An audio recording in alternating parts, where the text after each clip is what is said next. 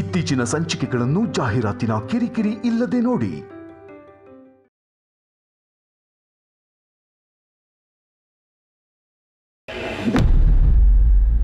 All the best ಮಗನೇ. Thanks ಅಪ್ಪ. ದೊಡ್ಡ ಯಜಮಾನ್ರೆ, ಒಳ್ಳೇದಾಗಲಿ. ಥ್ಯಾಂಕ್ಸ್ ರಮೇಶ್.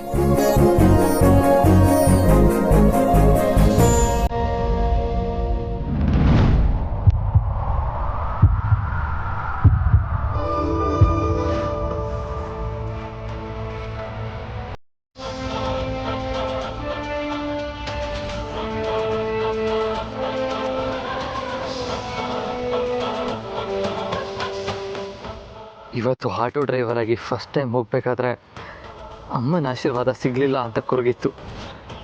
ಆದರೆ ಅವ್ರ ಮುಖನಾದರೂ ನೋಡ್ಕೊಂಡು ಹೋಗೋ ಭಾಗ್ಯ ಸಿಗ್ತಲ್ಲ. ಥ್ಯಾಂಕ್ಸ್ ಅಮ್ಮ.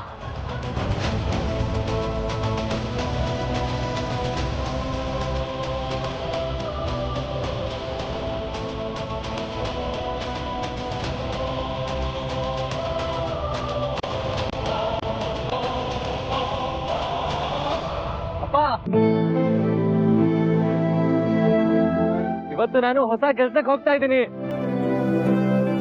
ನಿಮ್ಮ ಆಶೀರ್ವಾದ ಬೇಕು ನನಗೆ.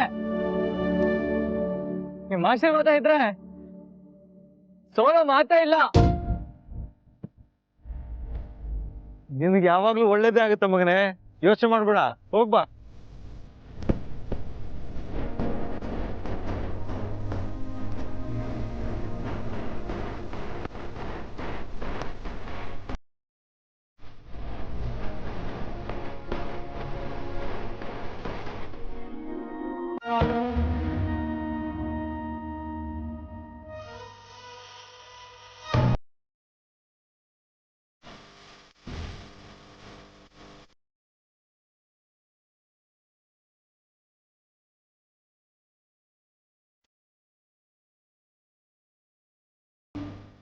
ಅವರು ಕೂಡ ಬಸ್ರಿ ತಾನೆ.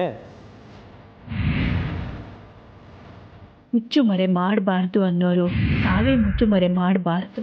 ನಾನೇ ಮುಚ್ಚುಮರೆ ಮಾಡಿದ್ದೀನಿ.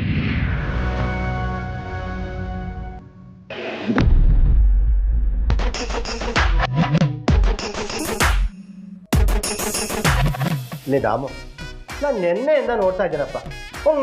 ಮತ್ತು ಮುಖ ಮುಗಿಸ್ಕೊಂಡೆ ಕೂತಿದ್ಯಲ್ಲ, ಯಾಕೆ, ಏನಾಯ್ತೆ? ಅಲ್ವೇ ಬಸ್ರಿ ಹೆಂಗಸರು ಯಾವಾಗಲೂ ನಗ್ನಗ್ತಾ ಖುಷಿಯಾಗಿರ್ಬೇಕು ಅಂತ ಗೊತ್ತು ತಾನೆ. ಹಬ್ಬ ಸದ್ಯ ನಾನು ಬಸ್ರಿ ಅನ್ನೋದು ನೆನಪಿದೆ ತಾನೇ ನಿಮಗೆ? ಮರೆತ ನೆನ್ಗಿರು ಮರೀರಿ ಹ್ಯಾಂಗ ಅಂತ ಹಾಡು ಕೇಳಿಲ್ವೇನೆ? ನೀನು ಬಸ್ರಿ ಅನ್ನೋದನ್ನ ಹ್ಯಾಂಗೆ ಮರೆಯೋಕ್ಕಾಗುತ್ತೆ? ನಾನು ಚಿನ್ನ. ಮತ್ತೆ ಯಾಕ್ರಿ ನನ್ನ ಕೈಲಿ ಹರಕೆ ತೊಟ್ಲನ್ನ ಕಟ್ಟಿ ಹರಕೆ ತೀರಿಸಲಿಲ್ಲ ನೀವು? ಹರಕೆ ತೊಟ್ಲ? ಅವ್ವ, ಅದೇ ನಿಮಗೆ ಗೊತ್ತಿಲ್ಲ, ಎಲ್ಲ ನನ್ನ ಕರ್ಮ ರೀ. ಅದೇನ್ ಗೊತ್ತಾ?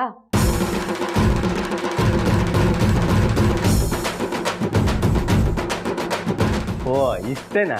ಜನನಿಗೆ ಹರಕೆ ತೊಟ್ಲು ಕಟ್ಟಿದ್ ಕೇಳಿ ಭಾಳ ಸಂತೋಷ ಆಯ್ತು ಕಣೆ. ನಿನಗೂ ಕಟ್ಬೇಕಾಗಿತ್ತಪ್ಪ. ನೀನು ಅವತ್ತೇ ಅದನ್ನು ನಂಗೆ ಹೇಳಬೇಕಾಗಿತ್ತು ತಾನೆ. ನೀನೇನು ಬೇಜಾರು ಮಾಡ್ಕೋಬೇಡ, ನಾಳೆನೇ ದೇವಸ್ಥಾನ ಕರ್ಕೊಂಡು ಹೋಗ್ತೀನಿ. ನಿನ್ನ ಕೈದೆ ಹರಕೆ ತೊಟ್ಲು ಕಟ್ಟಿಸ್ಬಿಡ್ತೀನಿ, ಏನು? ಹಾ ಸರಿ ಸರಿ. ಆದರೆ ಈ ವಿಷಯ ಮನೆಯಲ್ಲಿ ಯಾರಿಗೂ ಗೊತ್ತಾಗೋದು ಬೇಡ. ಮತ್ತೆ ನಿನ್ನ ವಯಸ್ಸಿನ ಬಗ್ಗೆ ಯಾರಾದರೂ ಮಾತಾಡಿದ್ರೆ ಮರ್ಯಾದೆ ಹೋಗೋದು ನಿಂದೆ, ನೆನಪಿರ್ಲಿ. ಇನ್ನೊಂದ್ಸಲ ನನ್ನ ವಯಸ್ಸಿನ ಬಗ್ಗೆ ಮಾತಾಡಿದ್ರೆ ಜೀವ ತೆಗೆದು ಬಿಡ್ತೀನಿ ರೀ. ನನ್ಗೆ ಇನ್ನೊಂದು ಬಯಕೆ ಆಗ್ತಾ ಇದೆ. ಏನಿಲ್ಲಮ್ಮ? ನನ್ಗೆ ದೋಸೆ ತಿನ್ಬೇಕು ಅನಿಸ್ತಾ ಇದೆ. ದೋಸೆನಾ?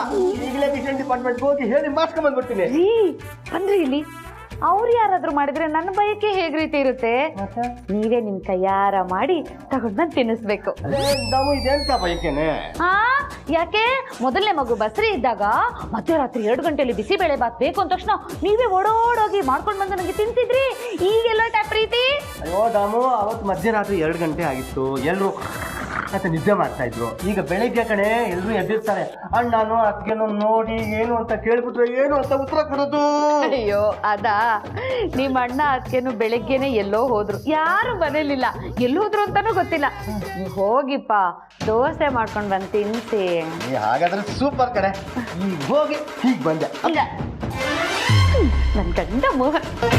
ಫ್ರೆಂಡ್ಸ್, ನಿಮ್ಗೂ ದೋಸೆ ಬೇಕಾ? ಕಡಲ್ಲ.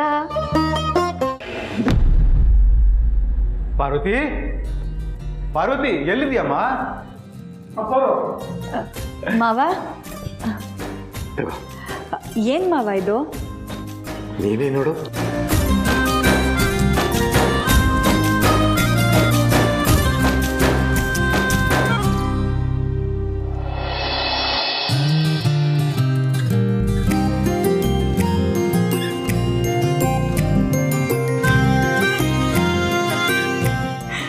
ಒಬ್ಬಟ್ಟು.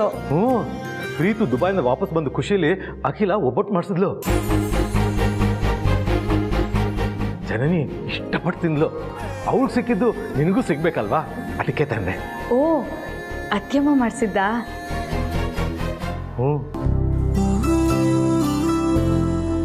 ತಿನ್ನು ತಿನ್ನು. ಬೇಡ ಮಾವ.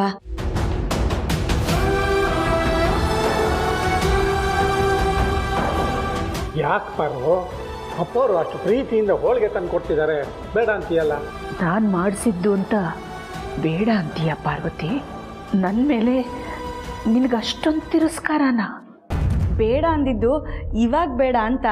ಯಜಮಾನ್ರು ಬಂದಮೇಲೆ ನಾನು ಯಜಮಾನ್ರು ಒಟ್ಟಿಗೆ ತಿಂತೀವಿ. ಆದಿತ್ಯ ಬರೋದು ಎಷ್ಟೊತ್ತಾಗುತ್ತೋ, ಈಗ ಸ್ವಲ್ಪ ತಿನ್ನಮ್ಮ. ಅವ್ನು ಬಂದಮೇಲೆ ಅವನ ಜೊತೆ ಇನ್ನೊಂದ್ಸತಿ ತಿಂದು.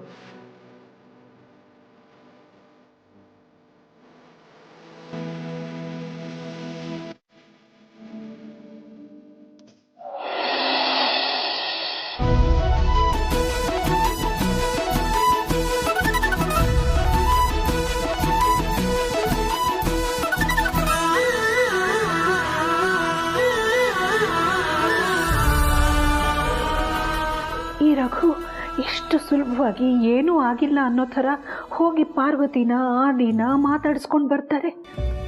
ನನಗೆ ಈ ಅದೃಷ್ಟ ಇಲ್ಲದೆ ಹೋಯ್ತಲ್ಲ ದೇವ್ರೇ, ಯಾಕೆ ನನ್ನ ಈ ಥರ ಧರ್ಮ ಸಂಕಟಕ್ಕೆ ಸಿಕ್ಕಾಕಿಸ್ದೆ?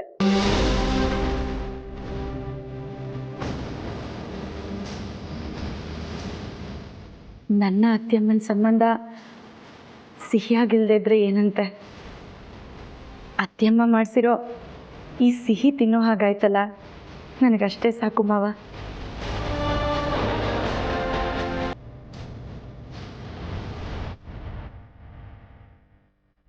ಇಲ್ಲ, ನಾನು ಈ ಥರ ನೊಂದ್ಕೊಂಡು ಕೂರೋದ್ರಲ್ಲಿ ಯಾವ ಅರ್ಥನೂ ಇಲ್ಲ. ನನಗೆ ಆ ಭಗವಂತ ಕೈ ತುಂಬ ಮನೆ ತುಂಬ ಖುಷಿನ ಕೊಡ್ತಿದ್ದಾನೆ.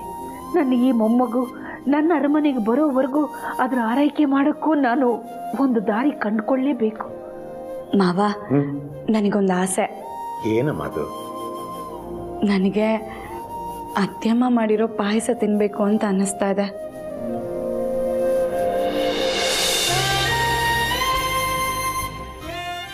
ಪಾರ್ವತಿಗೆ ನಾನು ಮಾಡಿರೋ ಪಾಯಸ ತಿನ್ನಬೇಕು ಅಂತ ಬಯಕೆ ಆಗ್ತಿದ್ಯಾ? ಅವಳ ಇಷ್ಟನ ಈಡೇರಿಸೋದಕ್ಕೆ ಆ ದೇವರೇ ಈ ಮೂಲಕ ನನಗೊಂದು ಅವಕಾಶ ಮಾಡಿಕೊಡ್ತಿದ್ದಾನೆ ಅಂತ ನಾನು ಯಾಕೆ ಅಂದ್ಕೋಬಾರ್ದು? ಅತ್ಯಮ್ಮ ಯಾವಾಗಲಾದರೂ ಜನನಿಗೋಸ್ಕರ ಪಾಯಸ ಮಾಡಿದ್ರೆ ನನಗೂ ತಗೊಂಬಂದು ಕೊಡ್ಬೋದಾ? ಜನನಿಗೋಸ್ಕರ ಮಾಡಿದ ಪಾಯಸ ಅಲ್ಲ ಪಾರ್ವತಿ, ನಿನಗೋಸ್ಕರ ಅಂತಾನೇ ಮಾಡ್ತೀನಿ ಮಗಳೇ. ನನ್ನ ಮೇಲೆ ಕೋಪ ಮಾಡಿಕೊಂಡು ತಾಯಿ ಆಗ್ತಿರೋ ವಿಷಯ ಹೇಳದೇ ಇದ್ರೆ ಏನಂತೆ? ನಾನು ಮಾಡಿದ ಪಾಯಸನಾದರೂ ತಿಂತೀನಿ ಅಂದ್ಯಲ್ಲ, ಅಷ್ಟು ಸಾಕು. ಅದನ್ನ ನಿಮ್ ಬಾಯ್ಬಿಟ್ಟು ಕೇಳ್ಬೇಕೇನಮ್ಮ? ಖಂಡಿತ ತರ್ತೀನಿ.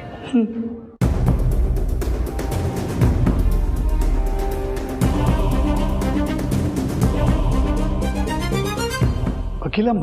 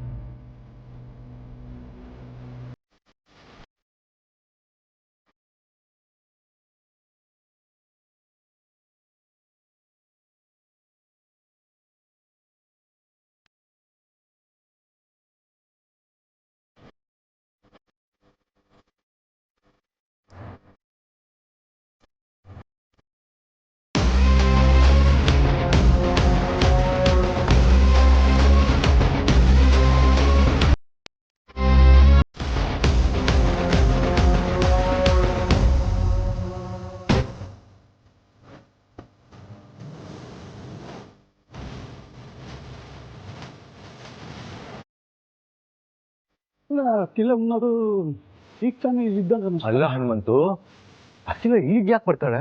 ನಿನ್ಗೆ ಯಾಕೆ ಹಾಗನ್ನಿಸ್ತು? ರೇಷ್ಮೆ ಸೀರೆ ಕಾಣಿಸ್ತೋಕೋರೆ ಹಾಸನಕೋಟೆಯಲ್ಲಿ ಅಖಿಲಮ್ನವ್ರೊಬ್ಬರೇ ಅಲ್ವಾ ರೇಷ್ಮೆ ಸೀರೆ ಉಡೋದು. ಅದಕ್ಕೆ ಅಯ್ಯೋ, ಅದು ಏನು ನೋಡಿ ರೇಷ್ಮೆ ಸೀರೆ ಅನ್ಕೊಂಡ್ಯೋ? ಅಖಿಲ ಇಲ್ಲಿ ಬರೋದಕ್ಕೆ ಏನಾದರೂ ಒಂದು ಬಲವಾದ ಕಾರಣ ಬೇಕಲ್ಲ. ನೀನು ಯಾವುದಾದ್ರೂ ಕೆಲಸದ ಮೇಲೆ ಕಳಿಸೋದಾದ್ರು ಜಯ ಕೈಲಿ ಫೋನ್ ಮಾಡಿಸಿದಾನೆ ಕರೆಸ್ತಾಳೆ. ನಿನ್ನ ಕೈಗೆ ಪೆಟ್ಟಾಗಿ ಕೆಲ್ಸಕ್ಕೆ ಬರೋಕ್ಕಾಗಲ್ಲ ಅಂತ ಗೊತ್ತಾದಾಗ ತಕ್ಷಣ ಹೊರಟ್ಲು. ಆದರೆ ಮಗ ಸೊಸೆ ಇಬ್ಬರು ಇಲ್ಲಿರೋದು ಅವಳನ್ನ ತಡೆದ್ಬಿಡ್ತು. ಅಲ್ಲ ಹನುಮಂತು, ನಿನ್ನ ಕೈಗೆ ಪೆಟ್ಟಾದಾಗಲೇ ಇಲ್ಲಿ ಬರೋದಕ್ಕೆ ಹಿಂಜರಿದವಳು ಇವತ್ತು ಯಾವ ಕಾರಣ ಇಟ್ಕೊಂಡು ಬರ್ತಾಳೆ? ನಾನು ಬಂದಿದ್ದೀನಿ ಅನ್ನೋ ಕಾರಣಕ್ಕೆ ಇಲ್ಲಿ ಬರ್ತಾಳೆ ಅಂದ್ಕೊಂಡ್ರೆ ಅದು ಸಾಧ್ಯ ಇಲ್ಲ. ಯಾಕಂದರೆ ಎಷ್ಟೋ ಸಲ ಆದಿತ್ಯ ಪಾರ್ವತಿ ಇಲ್ಲಿ ಬಂದಮೇಲೆ ನಾನು ಬಂದು ಹೋಗಿದ್ದೀನಿ, ಯಾವತ್ತೂ ಹಿಂಬಾಲಿಸ್ಕೊಂಡು ಬಂದಿಲ್ಲ. ಒಂದು ವೇಳೆ ನಾನು ವಾಪಸ್ ಹೋಗೋದೇನಾದ್ರು ತಡ ಆಗಿದ್ರೆ ಕನ್ಸರ್ನ್ಗೆ ಅವ್ನು ಫೋನ್ ಮಾಡ್ತಾಳೆ ಅಷ್ಟೇ. ನಮ್ಮ ಪಾರ್ವತಿ ಬಸ್ರಿ ಅಂತ ಏನಾದರೂ ಗೊತ್ತಾಗಿ ಬಂದ್ಬಿಟ್ರೆ ಅಂದ್ಕೊಂಡೆ.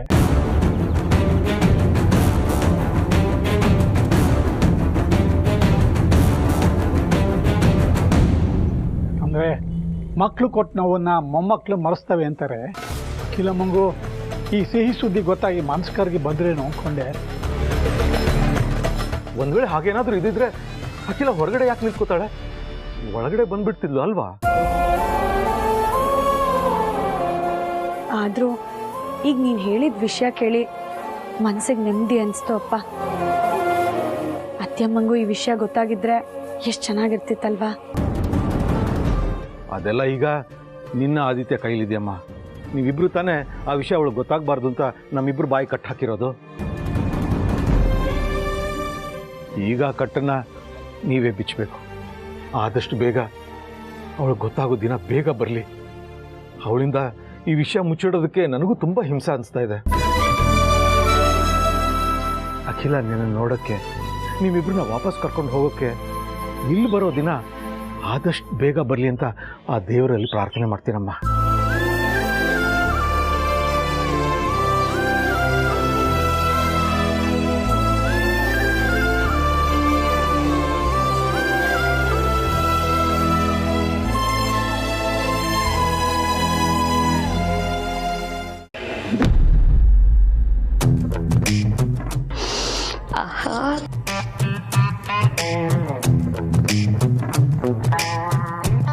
ದಾಮಿನಿ, ಯಾಕೆ ಹೀಗೆ ನಿಂತ್ಕೊಂಡ್ಬಿಟ್ಟೆ?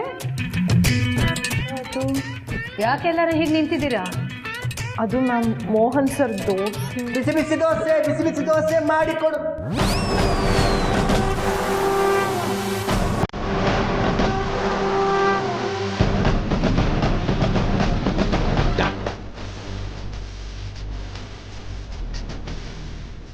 ಮೋಹನ್, ಏನಿದು?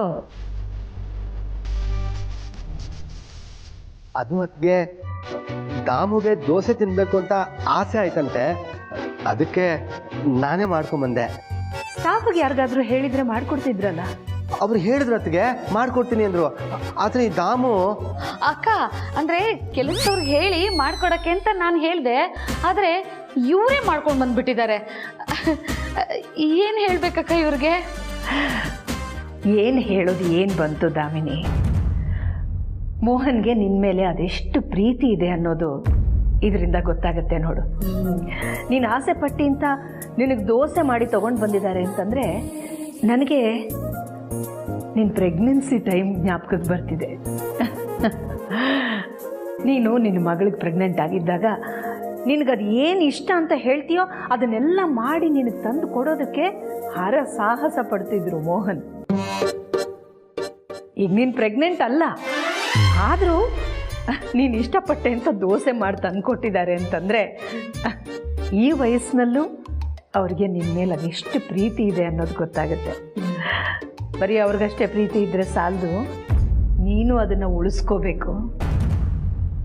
ಯಾಕಂದರೆ ಏನನ್ನೇ ಆಗಲಿ ಕಳ್ಕೊಂಡ್ಮೇಲೆ ಅದರ ಬೆಲೆ ಏನು ಅಂತ ಗೊತ್ತಾಗೋದು.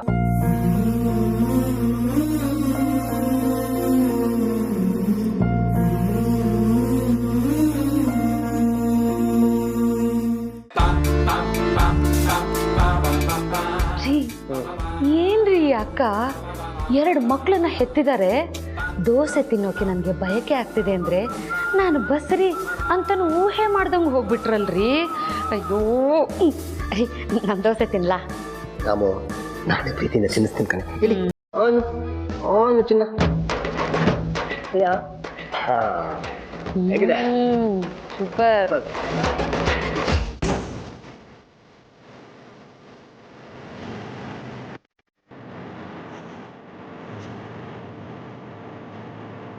ಆಟೋ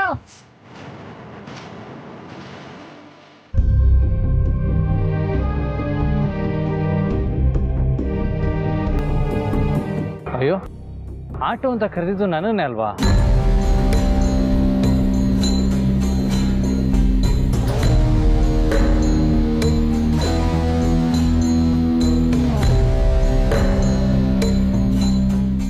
ಅಯ್ಯೋ ಸಾರಿ ಅಜ್ಜಿ, ಮೊದಲನೇ ದಿನ ಆಟೋ ಓಡಿಸ್ತಾ ಇದ್ದೀನಿ.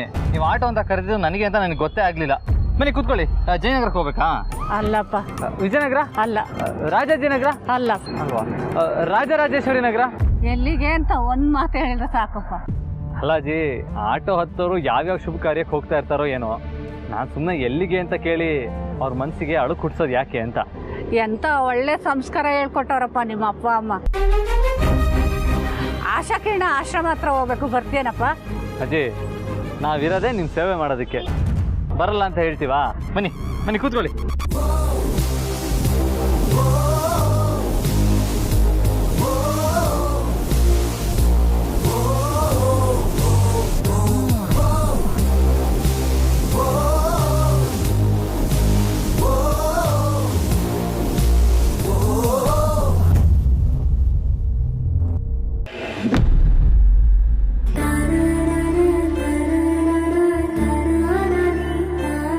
ಅಲ್ಲ ಕಂದ, ನಮ್ಮಪ್ಪ ನಿಮ್ಮಪ್ಪ ಇಬ್ರು ನನಗೆ ಕೆಲಸ ಮಾಡೋದಕ್ಕೆ ಬಿಡ್ತಾ ಇಲ್ಲ.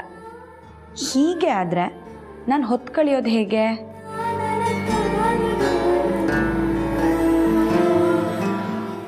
ಅಪ್ಪ ತಗೋ. ಏನಕ್ಕಪ್ಪ ಇದು? ನೀನು ಹುಟ್ಟಿದಾಗ ನೀನು ಮೊದಲನೇ ಸ್ವೆಟ್ರ್ ಹಾಕೊಂಡಿದ್ದು ಯಾವ್ದು ಗೊತ್ತಾ? ನಿಮ್ಮಮ್ಮ ತನ್ನ ಕೈಯಾರ ಹೆಣೆದಿದ್ದು. ಸಾಮಾನ್ಯವಾಗಿ ಬಸ್ರಿ ಹೆಣ್ಮಕ್ಳು ತಮ್ಮ ಹುಟ್ಟೋ ಮಗುಗೆ ಈ ರೀತಿ ಏನಾದರೂ ಎಣಿಕೆ ಮಾಡ್ತಾ ಇರ್ತಾರೆ. ನೀನು ಹುಟ್ಟೋ ಮಗುಗೆ ಟೋಪಿನೋ, ಸ್ವೆಟ್ರೋ, ಕೈ ಚೀಲವೋ, ಕಾಲು ಚೀಲವೋ ಏನಾದರೂ ಎಣಿಕೆ ಮಾಡಲಿ ಅಂತ ತಗೊಂಬಂದೆ.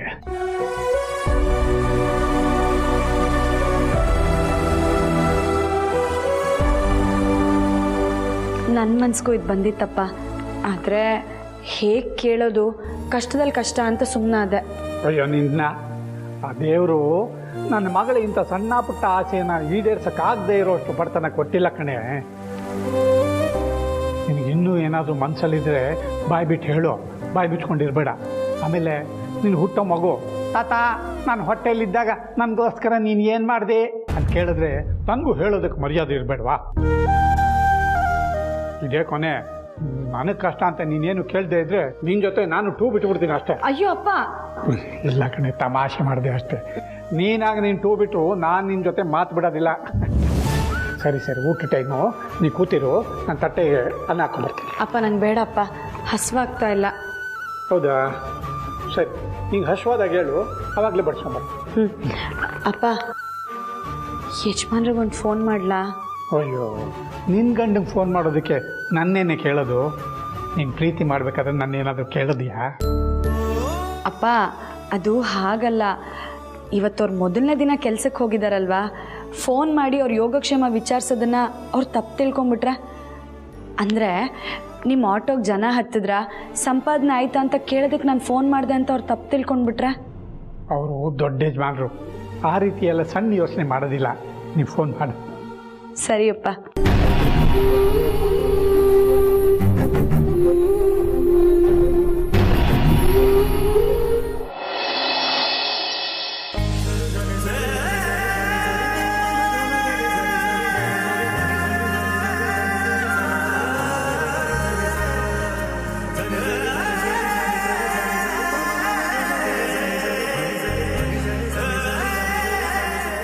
ಅಜ್ಜಿ, ನಿಮಗೆ ನಿಮ್ಮವರು ಅಂತ ಯಾರು ಇಲ್ವಾ? ಮಗ, ಮೊಮ್ಮಕ್ಕಳು, ಅಣ್ಣ, ತಮ್ಮ? ಇದಾರಪ್ಪ, 4 ಜನ ಮಕ್ಕಳಿದ್ದಾರೆ. ಅವ್ರನ್ನ ಸಾಕ್ತಾ ಸಾಕ್ತಾ ನನಗೂ ವಯಸ್ಸಾಯಿತು. ಅವರೆಲ್ಲ ವಯಸ್ಸಿಗೆ ಬಂದರು, ಒಳ್ಳೊಳ್ಳೆ ಕೆಲಸದಲ್ಲಿದ್ದಾರೆ. ಆದರೆ ಅವರೆಲ್ಲ ಸೇರಿಕೊಂಡು ನನ್ನೊಬ್ಬಳನ್ನ ಸಾಕೋಕ್ಕಾಗಲ್ವಂತೆ. ಅದಕ್ಕೆ ನನ್ನ ತಂದು ಇಲ್ಲಿ ಬಿಟ್ಟಿದ್ದಾರೆ. ತಿಂಗಳಿಗೊಬ್ಬೊಬ್ರು ಈ ಆಶ್ರಮಕ್ಕೆ ದುಡ್ಡು ಹಾಕ್ತಾರೆ. ಆದರೆ ಬಂದು ನೋಡ್ಕೊಂಡು ಹೋಗೋಕ್ಕೆ ಅವ್ರಿಗೆ ಟೈಮ್ ಇಲ್ಲ. ಅದಕ್ಕೆ ನಾನೇ ಆವಾಗ ಅವ್ರ ಮನೆಗೆ ಹೋಗಿ ಬರ್ತೀನಿ. ಈಗಲೂ ಮಗನ ಮನೆಗೆ ಹೋಗಿ ಬಂದೆ. ಆ ದೇವ್ರಿಗೆ ನನ್ನನ್ನು ಕರ್ಕೊಳ್ಳೋ ಅವಸರ ಇದೆಯೋ ಇಲ್ವೋ, ಆದರೆ ನನ್ನ ಮಕ್ಕಳಿಗೆ ಮಾತ್ರ ಅವ್ರ ಮನೆಯಿಂದ ಇಲ್ಲಿಗೆ ಕಳಿಸೋ ಅವಸರ. ನನ್ನ ಕತೆ ಬಿಡಪ್ಪ, ದೇವರು ಬಾ ಅಂತಿಲ್ಲ, ಜನ ನನ್ನ ಇರು ಅಂತಿಲ್ಲ. ಅಯ್ಯೋ ಬಿಡು. ಬೇಡ ಅಜ್ಜಿ, ಈ ದುಡ್ಡನ್ನ ನೀವೇ ಇಟ್ಕೊಳ್ಳಿ. ನಿಮಗೆ ಏನಕ್ಕಾದರೂ ಆಗುತ್ತೆ. ನನ್ನನ್ನು ನಿಮ್ಮ ಮಗ ಅಂತ ಅಂದ್ಕೊಳ್ಳಿ, ಸಂಕೋಚ ಪಡಬೇಡಿ. ಅಷ್ಟು ಪುಣ್ಯ ನಾನು ಮಾಡಲಿಲ್ಲ ಬಿಡಪ್ಪ. ನಿನ್ನ ಆಟೋಲ್ಲಿ ನಾನು ಕೂತು ಇನ್ನೂ 10 ನಿಮಿಷ ಆಗಿಲ್ಲ. ಅಷ್ಟರಲ್ಲಿ ನೀನು ನನ್ನ ಕಷ್ಟ ಕೇಳಿ ದುಡ್ಡು ಬೇಡ ಅಂತಿದ್ಯಲ್ಲಪ್ಪ. ಆದರೆ ನನ್ನ ಮಕ್ಕಳು ನನ್ನನ್ನೇ ಬೇಡ ಅಂದ್ಬಿಟ್ರು. ಮೊದಲನೇ ದಿನ ಮೊದಲನೇ ಬೋಣಿ ಅಂದೆ, ಆದರೆ ಹಂಗೆ ನಿನ್ನ ಕಳ್ಸೋಕ್ಕೆ ನನಗೆ ಮನಸ್ಸಿಲ್ಲಪ್ಪ. ತಗೊಳಪ್ಪ. ಬೇಡ ಅಜ್ಜಿ, ಬರಿಗೈಲಿ ಹೋಗೋದಕ್ಕೆ ನನಗೂ ಇಷ್ಟ ಇಲ್ಲ. ತಾಯಿ ಸ್ಥಾನದಲ್ಲಿ ನಿಂತು ನನಗೆ ಆಶೀರ್ವಾದ ಮಾಡಿ. ಅಯ್ಯೋ ಸುಖವಾಗಿರಪ್ಪ.